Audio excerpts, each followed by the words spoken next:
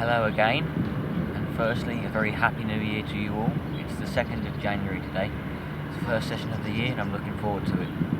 It's a lovely sunny morning and unfortunately there is a lot of flow going through. So it's going to be a hard day, but I have seen plenty of fish action, so I'm going to get the lure rod straight over that bit now, as it's not near any of my baits and I don't fancy moving them being the amount of weed and flow coming down here. And I've got them set up nicely so they're stopping where they are, and I'm going to hope the fish comes along and finds them soon. I suppose really it's going to be hard to fish with the flow. Looking at it now, it's not got any worse, but the main pump station has been turned on, so the whole lot's going through quite bad.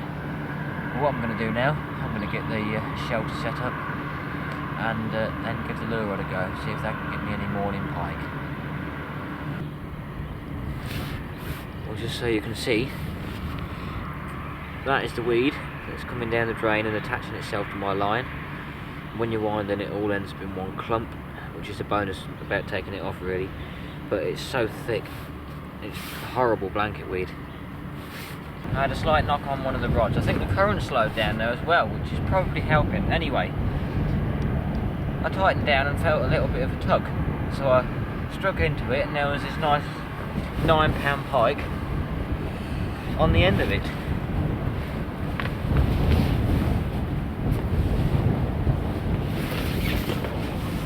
Now, even on really hard days like this, a beautiful pike like this really does make everything worthwhile.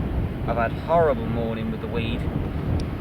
I can only fish with 2 rods because the weed blowing through has just been absolutely outrageous. It's keeping all the rods in.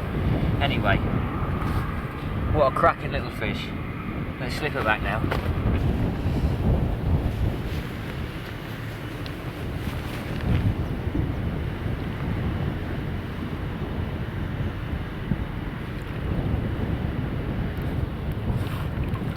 Off she goes.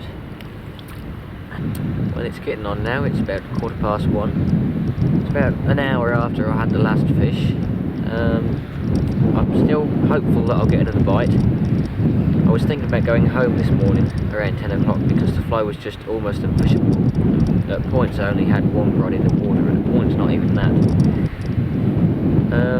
So I suppose sticking it out, I'm pleased I've stopped now because it's not a blank, and I suspect that's probably weed.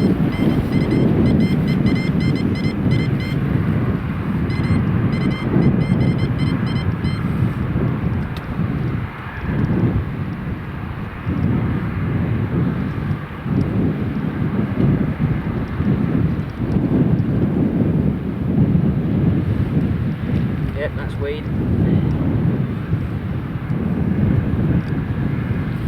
Well, while I've got it out, I'll show you the rig I use. It's very simple and very effective. It's a very basic rig.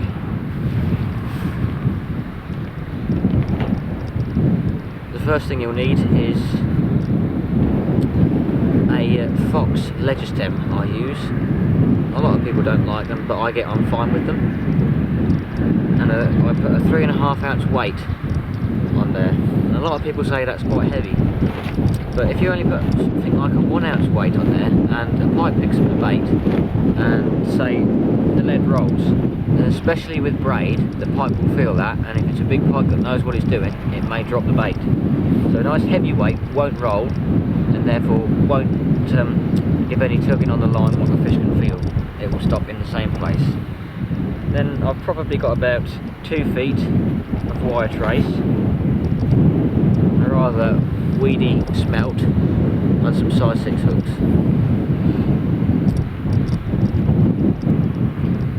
Now, I make all of my own traces.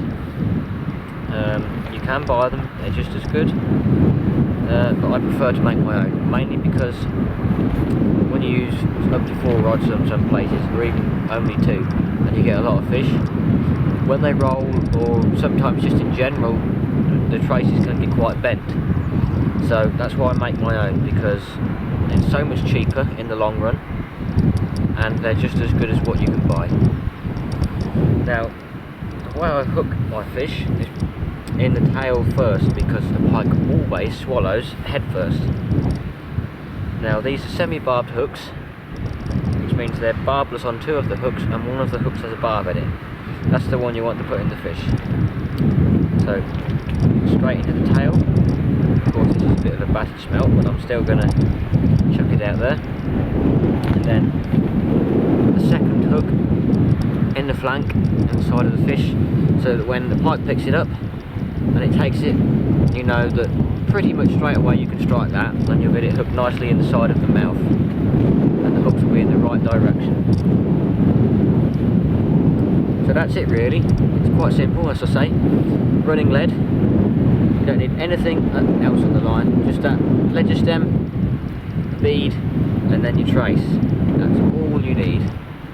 If you want to pop them up, all you have to do is stick up, or what I do is a Fox, I think, they're Fox pop-up balls, and I put one on the top hook on the barb with a bait flag, and that works just as well in weedy water. But anyway, that's enough of that. Let's get it recast and hopefully catch a fish on it. And while I'm down there, I think I'll show you how my drop-off works.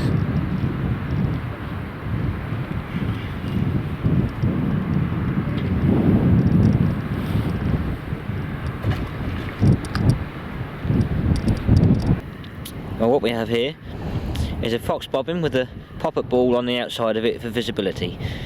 Now it really does help when you can see a drop off, fall back, so you know which rod to run to. All you've got to do is tighten up with the bait runner. You don't want it over tight, you just want it just loose. So come to tight, loosen off a bit, and of course I've got the flow pulling on here as well. Set it on the line, take the bait runner off, clip that on, and that's done. And basically all that will happen is when a fish takes line, it will come off ever so easy and won't feel any resistance. Well, that's almost brought today to an end. Only a quick video, I know. It's been a nice day. I'm not complaining, I've had a nice fish. But yeah, I'm going to start packing up soon. I hope you've enjoyed this video. I'll hope to be out again next week on this drain, if not somewhere else, where it doesn't usually flood. There's too much rain coming down at the moment, and I've got all the pumps on. So anyway, I shall see you soon, and thanks for watching Tight Lines.